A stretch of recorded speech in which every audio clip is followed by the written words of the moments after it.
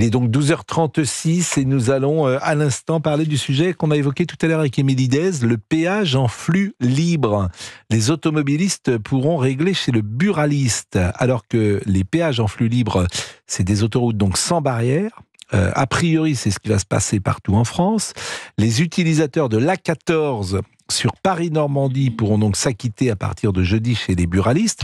Moi, j'ai du mal à comprendre comment ça peut se passer, même si je trouve ça bien, puisqu'il n'y a plus cette barrière de péage qui existe aujourd'hui et qui parfois est un ralentisseur important en termes de temps. Nous sommes avec Philippe Coy, qui est président national de la Confédération des buralistes. Bonjour, monsieur Coy. Bonjour. Expliquez-nous tout ça. Alors c'est une vraie révolution dans l'utilisation des autoroutes et avec le groupe SANEF, la mise en paiement par flux libre qui sera opérationnelle dès le 24 juin chez les buralistes. 4500 buralistes aujourd'hui agréés Nirio avec la Française des Jeux. Vous l'avez dit, il n'y aura plus de barrière de péage. Vous allez rouler sans avoir à vous acquitter du paiement, sauf que vous allez quand même devoir payer. Vous aurez 72 heures pour vous rendre chez un buraliste, donner votre plaque d'immatriculation et régler tout simplement en quelques minutes l'utilisation de votre parcours. C'est une façon de rapprocher aussi les usagers d'un commerce de proximité. En tous les cas, il y aura dans le flux libre plusieurs modes de règlement, celui qui a un télépéage, celui qui veut payer sur Internet, et il y a tous ces Français qui veulent avoir un commerce de proximité. Non, mais je suis d'accord avec vous, mais ce que je ne comprends pas, c'est que ceux qui ne veulent pas payer...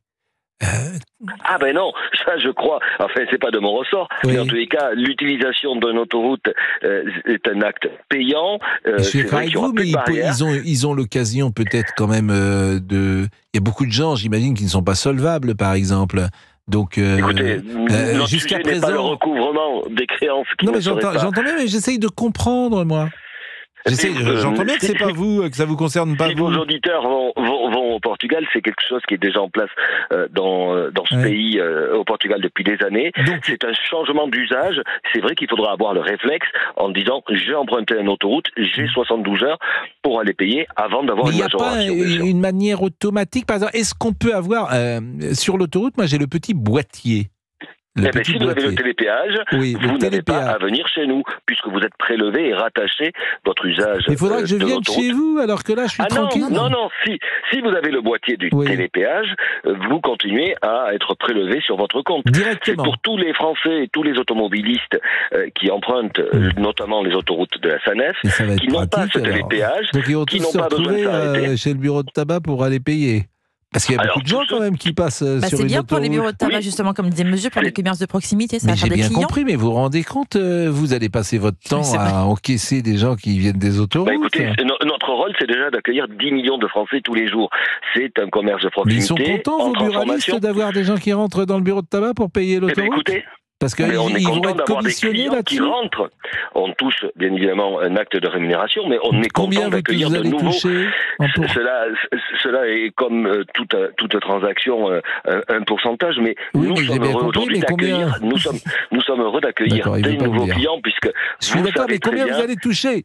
Mais cela est le secret des affaires. Donc le sujet de la rémunération n'est pas l'objet de ça fait un petit peu d'argent pour le buraliste. Arrêtez, on raconte pas de salade ici. Et ici, c'est pas la langue de bois. Absolument donc, pas de salade. Et vous me connaissez. Mais non, je vous connais pas bien. Aujourd'hui, qui sera rémunéré par... Le buraliste a un intérêt parce que c'est un peu plus d'argent et de chiffre d'affaires pour lui, c'est tout. Et je trouve que c'est le business. Vous avez bien noté que le buraliste est un commerçant et qu'aujourd'hui cette mutation elle s'impose à nous et elle s'impose à accompagner les usages de nos clients d'aujourd'hui et les clients de demain parce que forcément venir chez le buraliste si vous n'êtes pas fumeur, vous n'avez pas l'occasion. Chez le buraliste, on peut payer ses impôts. On peut payer depuis 2019 les impôts chez le buraliste.